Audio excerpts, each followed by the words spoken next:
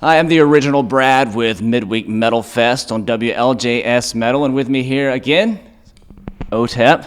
Hi. It's not been very long since the last time we spoke, but you've been pretty busy. Yeah. You're doing the Seduce and Destroy Tour. How's the tour going so far? It's been spectacular. We've had a lot of fun, a lot of crazy fans, and they've been reacting really swell to the new material, which is always, rewarding, to have. And it's just what they always do. It's riotous, it's crazy. We're having the wonderful experiences of spiritual intercourse within the band and the audience, and just creating art. It's really remarkable to experience. Speaking of the new material, the new album kicks serious ass. Thank you. I just want to say I was thoroughly impressed. Not that I ever doubted I would be, but it was great. Thank you. I really enjoy it. So I would ask you if there are any really memorable moments from the tour, but there's obviously one here. You've hurt your leg somehow. Can you tell us about what happened? Well, I broke my leg on stage in Salt Lake City. Just did it. It's the third time I've actually injured this leg. I don't know what it is. I just get sometimes I guess my bone structure can't handle all this Right, well, awesomeness. after breaking it so many times, it's just weaker, right? But you keep going, right? Oh, You don't sure. stop the show because you've hurt yourself. Last time you were here, you busted your nose on stage. Yeah. You were bleeding. Yeah. But how do you put that out of your head? How do you keep going? What pushes you to keep going after you've hurt yourself like that? Oh, I don't know. I think pain. A lot of it's just in the mind anyway. It's just signals from whatever's injured to your brain to say, "Hey, this is damaged. Fix it." But when you're lost in the moment of performance, it's really I don't notice it so much. It's like being in a fight. Once you're in a fight and your adrenaline's pumping, you're focused on one thing, and that is to win, to conquer, and that's sort of what performing's all about. Right, that makes a lot of sense. You're headed to Australia pretty soon, right? Have you ever been to Australia before? No, we haven't. In fact, it's always been something I wanted to do, just as a person, a human being, just to go to Australia, see a platypus, But we actually get to go there. They've invited us to come there and perform for them, which is, I'm very grateful about that. It's a blessing, indeed. You gonna get to do any sightseeing while you're there? I hope so. We're going to try to get there like a day or so early to get used to the time change, because it's like 19 hours. Difference, and then stay a day later so that we can see the country. But we have to get back here pretty quickly, because then we have a show in Mexico City almost right after we get back from Australia. So it's gonna be Working hard. Yeah, it's good. Worth it though. The new album, like I said earlier, kicks ass. HYDRA is a concept album, right? Oh yes. Can you tell us a little bit about what the concept is and how the single Apex Predator kind of fits into the story? Sure, it's a concept record. It's based on a graphic novel that I've been writing for about 2 years about this dark avenger named HYDRA, and she wants to cleanse the world of villainy and tyrants and people that have the same urges and hungers that she has, because she doesn't really seem to think that they deserve to exist, and that they're much more fun to play with anyway than just the average Joe, I guess. But Apex Predator further delves into her derangements, because she's captured this woman and she's in love with her, and she doesn't understand that all the crying and all the pain and everything that this woman's experiencing is actually, she thinks it's flirting. She thinks that she wants it, that she's asking for it. So there's a little bit of cultural subtext in there. And for the video, I wanted to follow the chronology of the record, where we see her kind of in love with this person and then starting to doubt whether this person actually exists, because it kind of then dawns on her that maybe what I'm seeing, what I'm projecting, what I'm seeing in this person, all this damage and this person who's so wounded, maybe it's actually me. Maybe what I'm trying to fix or solve actually exists in this cell, and then suddenly she's in the cell and the person's on the outside. So then, was she ever the villain anyway? There's a lot of existential questions that are being toyed with, but Also, there's a little bit of gun violence subtext as well. I wanted to, purposely, deliberately put in a challenge for the viewer. Two women who seemingly are in love with each other, or at least in an act of love, in a sexual act or some sort of seductive moment.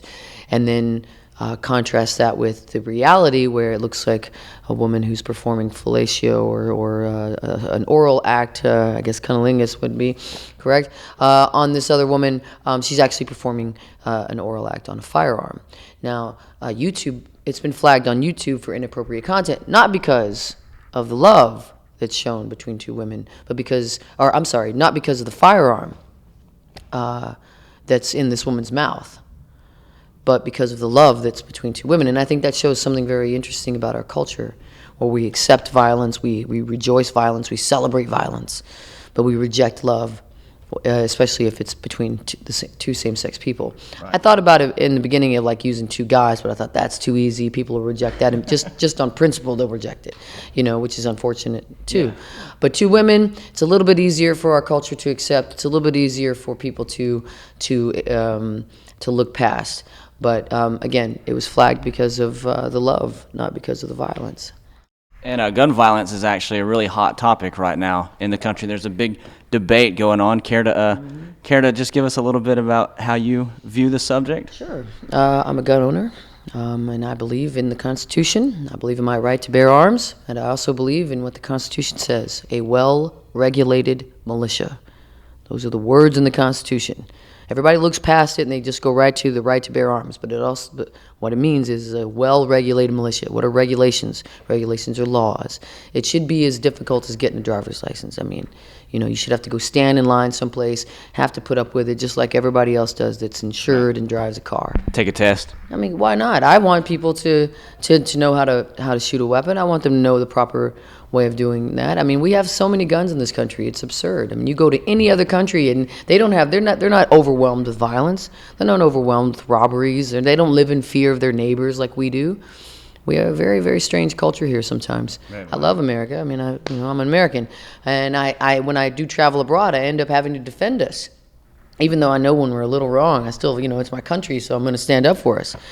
Right. But in my heart, I'm like pleading with my blood to be a little, a little more smarter. I think, and we're seeing that change. I mean, there's a very small demographic that says that they don't want, any sort of regulations or background checks or mental health checks. I mean, I think that's, if we want to just start with basics, let's do that. Let's make sure that people have access to mental health care. Let's make sure that we're enforcing current gun laws, and that, we're not being, that the laws that are in place now, enforce those. Make sure they're being enforced. I mean, you shouldn't be able just to go to a gun show and just grab whatever you want off a table. I mean, I know where I live. I don't want my neighbors owning an RPG. I don't want them to own uranium. I don't want them to have the ability to own a tank. I mean, it's like, where do you stop though? What stops? Armor-piercing bullets?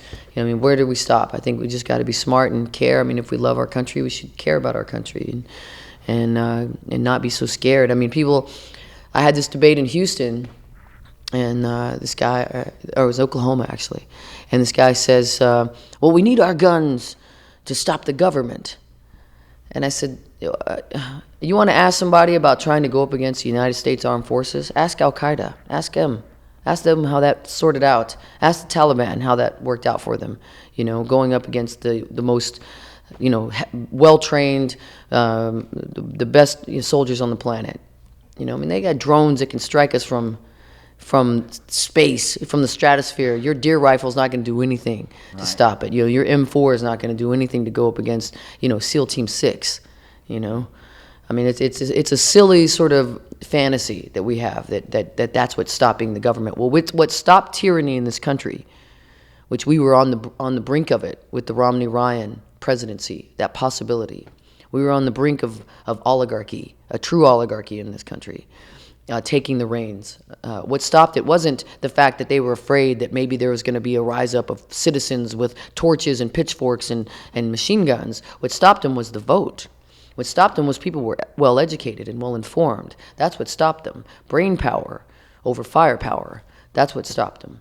And so anytime anybody says anything about that, they just have to remember that we have the opportunity to stop all of these things that you're afraid of. And that's by being involved in your local communities, by being informed about what's really going on, and not what the news is reporting or what other people, websites and all that shit are telling you, but staying informed, staying involved in your own communities, and we can stop all that, before it begins. Right, and standing up and speaking out when you need to, right? That's right.